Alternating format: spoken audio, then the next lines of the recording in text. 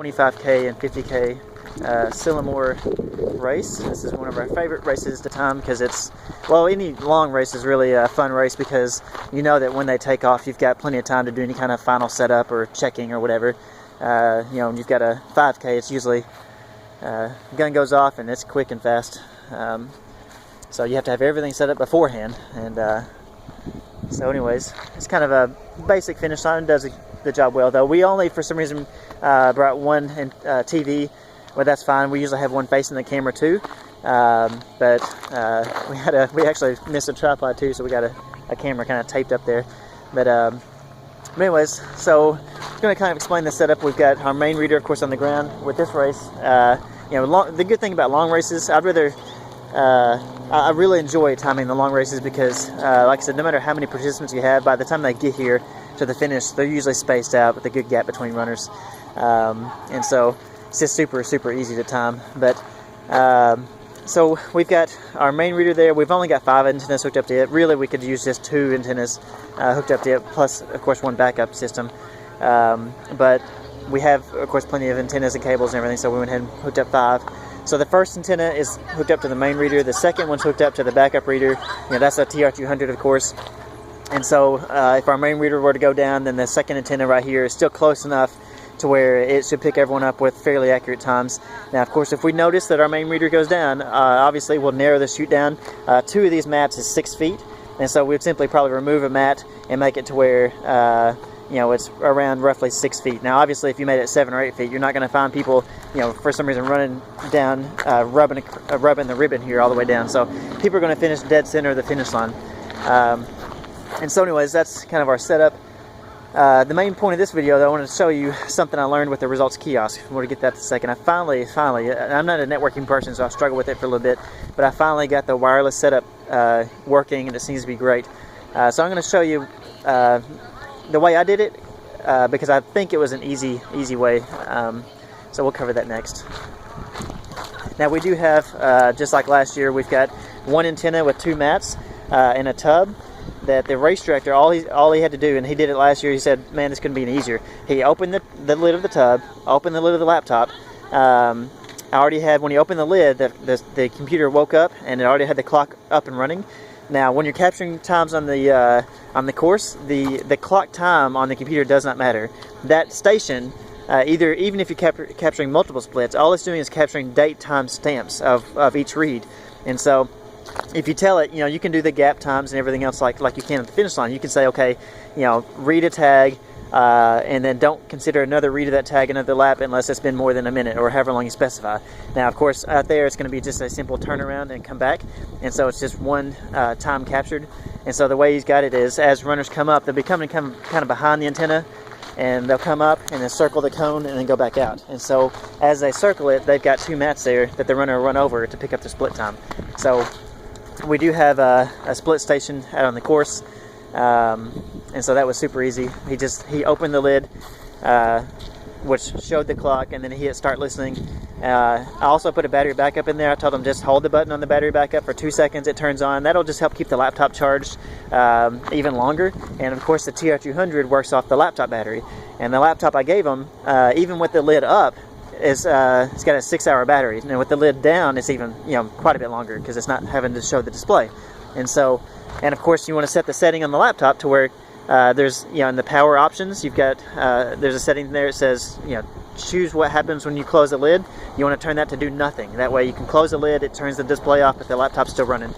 And so that saves quite a bit of battery. So anyways, I got in the tub for him, battery backup, a laptop, TR200, antenna, and tripod. Of course, I showed him how to set up the tripod. He feels comfortable with that. Last year, like I said, he did it, picked up everybody, no problem. People loved it. So let's see. And by the way, that's what's neat about that whole system is not counting the cost of the laptop, which of course varies wildly. You get a cheap laptop, it still works, or you get, you know, $1,200 laptop. But not counting the cost of the laptop, the TR300 plus an antenna and cable and tripod. And if you wanted to have the mats, you could. All that is pretty cheap for what you're providing, a split point on the course. So, but it works really well. So let's go ahead and dig into the kiosk. So what I did is I'm going to pull up control panel, and under networking and sharing center. Now, of course, I've got a wireless router that's set up over there. It's kind of by that no parking sign, the two signs over there under the awning. So I've got a wireless router set up, and then here I clicked on create a new connection, and there's the option to set up a wireless ad hoc network. And I'm not going to go through the process here because I've already got, well, let me see how far I can go. So yeah, I entered timing as the network name, and then for the security type I put no authentication, so it's a wide open network. And I'm not going to, it should automatically connect to it as soon as you do that. But if not, there's the option, of course, you can click down here on your network stuff and then click on the one you want. So anyways, that's how to connect to that open network. Now, of course, you're also going to want to create a shared folder. And so basically I created one called Kiosk DB Backup. And then from here you can right click on it. And I went to, there may be two different ways to do this, but I went to Properties, Sharing, Advanced Share, but also you can click on Share. But under Advanced Sharing, you know, I went ahead and assigned permissions. I gave everyone full control just to make sure there's no problems accessing it. Which I know someone may say, well, you're worried about someone jumping on the network and who knows what, but I mean, I'm not. We're just pushing a single file out, and the moment it's pushed out, the kiosk gets it. So anyways, so that's how I created a folder, shared it, and that's how I set up the timing network. So let's go back over here to the kiosk. And now what you want to do is you want to set the shared folder here so that the kiosk is the one doing the work of grabbing that folder and pulling it across. If you had the shared folder on the kiosk, if there was some kind of network problem or who knows what, now the file is really small, but still, I don't want the timing laptop, which of course I want focused on timing, I don't want that doing the job of having to do the effort of pushing it across the network. I'd rather the other computer, which is just doing the kiosk, which is not as important as this, I want that computer to be doing the job of pulling it. So let's go ahead and look at the kiosk.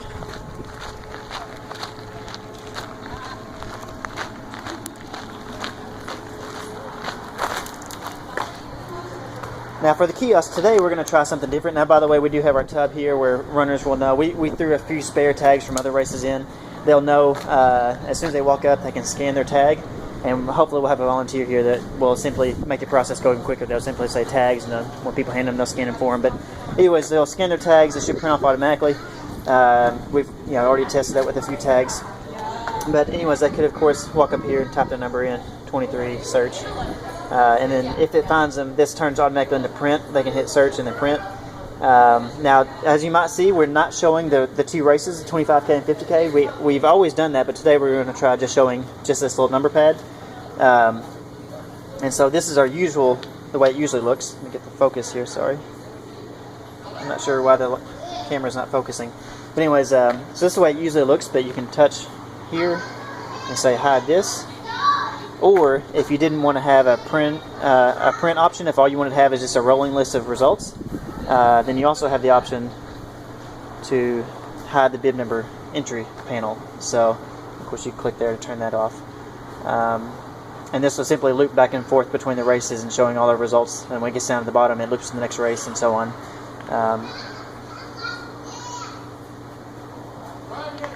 Oh, we got a finisher coming, so let's go take a look. And one thing I'll say about the antennas, sometimes I get asked about this, you don't have to stack the antennas or stagger the antennas like we do. We do stagger them just so that we've got read zones, that there's not a time where a runner goes through where there's not a read zone that he's getting picked up. Now, of course, everyone should get picked up right on the line, but if for any reason they're not, then the antennas are staggered. Now, there is no problem because all these antennas are hooked up to the same reader, so there's no problem if these were directly facing each other.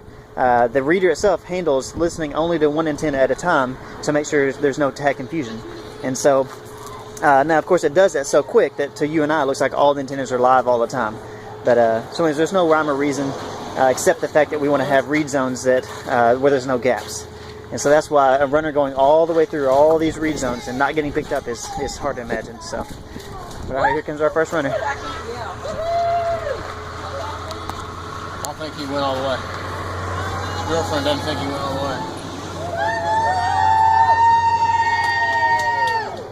way. He's not come through. Okay. Oh, he's just a local runner. I bet that made his day. Okay. Oh. At least he was honest. That helps. Can't see through my curtain. Yeah? He had a 2-hour run to do finish. Gotcha. Why not go with the crowd? There you go. Awesome. But he did start. Yeah, Yes, did yes. start. So if you need But he was to honest. your list. He was honest. Honest. Okay. What was his bib number? Well, that's what I Okay. don't. When he comes back around. How about a name? Casey. First one? Casey, H-A-C-E-Y. Let's see if there's anybody coming. Like I said, that we don't beat our equipment up. You can see that we could probably make our finish line look a little nicer or whatever, but we've never had any issue with read rates. We always get 100%. But again, we also are very careful to make sure that all runners know how to wear the tags. Now today we didn't bring we usually have 3 TV set up, but today we went ahead and brought this clock instead. So this is our basic setup here. I know some people spend a lot of money on all kinds of stuff, and we just haven't felt the need to do that. We've got more races we can handle. So it's, I think, having a nice fancy finish line is nice and all, but we just haven't felt the need to buy any of that stuff. But anyways, I mean, we want our setup, of course, to be super quick and easy. So sometimes the big arches, which even on a little bit of wind today, would worry me about blowing over, and that's a liability that, you know, I'd worry if an arch blew over and someone would get sued. So we want to have a pretty basic and easy setup. I want to have it set up to where one person can set it up all by themselves and then take less than an hour. That way I know for sure, you know, if a race registration starts at 7, then, you know, let's say for an 8 o'clock race, and sometimes it's, you know, 6:45 or whatever, but usually if it starts at 7, that means I need to be there no later than 6. And so, as you already know, if you're a timer, a lot of races, you know, you get paper registrations handed to you at the hotel at 10 o'clock at night. You know, you get all kinds of stuff that pop up that make it to where you gotta have a late night already. So having to show up an extra hour to set up an arch before I even set up my finish line is something I'm not interested in. So, but yeah, this is our setup.